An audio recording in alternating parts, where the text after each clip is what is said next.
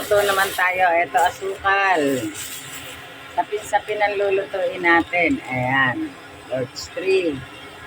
Jersey gatas. Good color. Yan ang mga gagamitin natin sa sapin-sapin. Ito, giling na. Magtitimpla tayo ngayon ng pang-ibabaw muna. Kuha tayo ng 3 takal na galapong. Nanawin natin. Nagugas na ako ng kamay. Hindi pwede rito, hindi ka gagamit ng lalagyan natin ng gatas.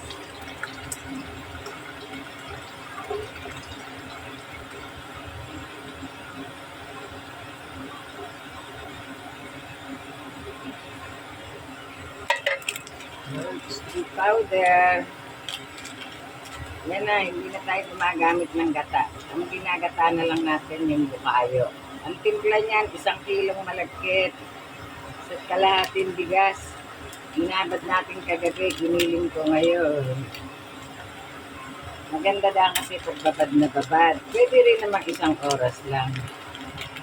Kaya lang, sa gabi, binababad ko na. Unabang ko na lang mabuti. Para wala yung asin.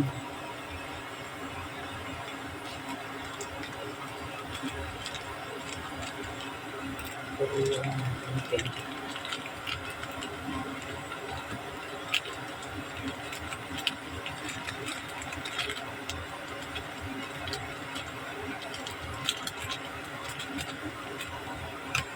Tapos ito, lalagyan naman natin ng tubig. Good color. Kasalang na yung ating steamer.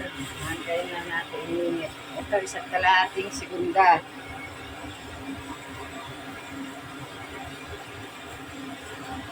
Dito sa ibabaw, 1/2 kilo para tangayan tamis ng ilalim. Nagbawas tayo ng asukal dati, 2 kilo. Pero hindi rin naman siya tumabang.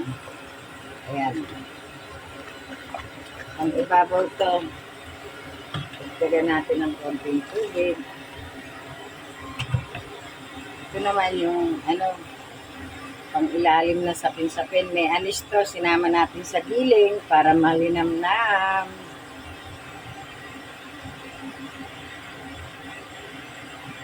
Ayun, ganun lang kadali, oh. 1 kilong malagkit at kalahating bigas, binabad kagabi para maganda ang giling, malambot. Ay, ano na natin, sasalang.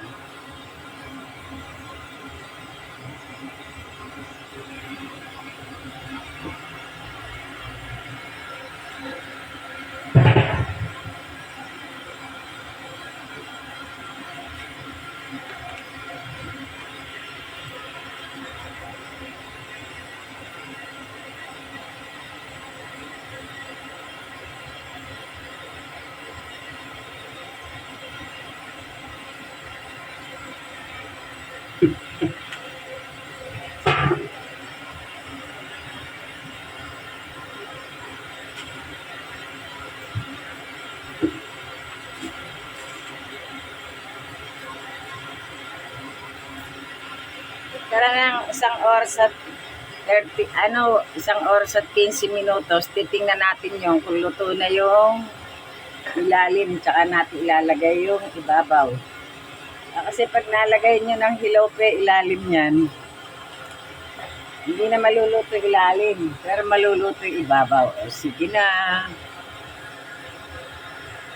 Goodbye. Matuto sana kayo sa pagluluto. Magandang hanap buhay ito.